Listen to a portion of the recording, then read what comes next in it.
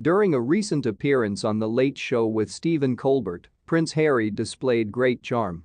Harry was on top of his game during the host's entertaining Q&A section, according to a body language expert.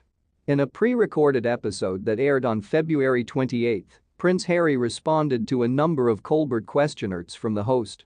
Body language specialist Judy James told Express that Harry was on top of his game during the presentation and that the conversation was mostly lighthearted. "So there you have it, Harry at the top of his game, clearly living the life of fame and celebrity," James said. "He is also friendly, self-assured, and charming.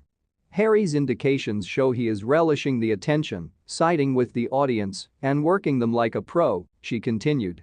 Using stories like how the England rugby team was all naked when he sought for their autographs to go one step farther than Colbert in terms of daring anecdotes and references, he is subtly but clearly hinting to Colbert that he is a man of the world and above embarrassment. The way he follows some of his responses with "clearly," she observed, only helps to get the audience on his side. James noted that Harry showed signs of being humorous and open to the inquiries and that he enjoyed the banter as well as some acting. She said, "Harry's long-standing fondness of banter is serving him well here, too. He often gets the best laughs, even at Colbert's expense, and is quicker to the Joker punchline than Colbert. He also enjoys acting," she continued. Harry probably wouldn't be unfamiliar with those rapid queries, but he handles the pauses for thought like a veteran. James also cited a particular instance in which Prince Harry's expression suggested that Colbert had overstepped the mark. The two discussed Colbert's wife, who the host claimed is a huge fan of the royal family. Nonetheless, Colbert asserted that he is not as fixated on all things royal. James took note of Prince Harry's slightly harsh glare as he observed his response. She continued, "There is only one moment when Colbert tells Harry how much his wife loves the royal family in the UK, when the fun seems to vanish from Harry's eyes and facial expression. Harry's answer sounds official here," James said, "and a little harsh glare seems like the kind of old-fashioned glance that true royals excel in to imply a mark has been overstepped and that the discourse should go on." After acquiring the puppies, Sarah Ferguson asserts that she spoils the Queen's corgis the most. Following Queen Elizabeth's passing, the pets were adopted by the Duchess of York and Prince Andrew.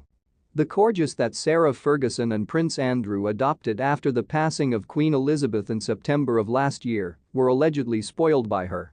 During her reign, the late monarch owned more than 30 corgis, and she was renowned for her devotion to the breed. The two dogs, Muke and Sandy, that Andrew sent to the late monarch have now been adopted by her son and his ex-wife Sarah Ferguson. "The corgis are really nice, very polite, and properly taught," the Duchess of York told Hello magazine. "Everyone constantly claims that the reason I am their favorite is because I give them gravy bones. I adore them and give them the best care possible." Early in 2021, two fresh puppies were handed to the Queen. The Duke of York gave the puppies a Dorgie and a Corgi away while he was staying at Windsor during the lockdown. As the Duke of Edinburgh was receiving treatment at the hospital, the puppies kept the monarch amused. The Corgi Muke, pronounced Mick, is named after Loch Muke on the Balmoral estate. The Queen named the Dorgie Fergus after her uncle, who was killed in action during the First World War. Yet just a few weeks after the passing of Philip, the monarch was horrified to learn that 5-month-old Fergus had also passed away. Later, the Queen had a new Corgi dog named Sandy, who was a gift from Andrew and the princesses Beatrice and Eugenie on her formal 95th birthday.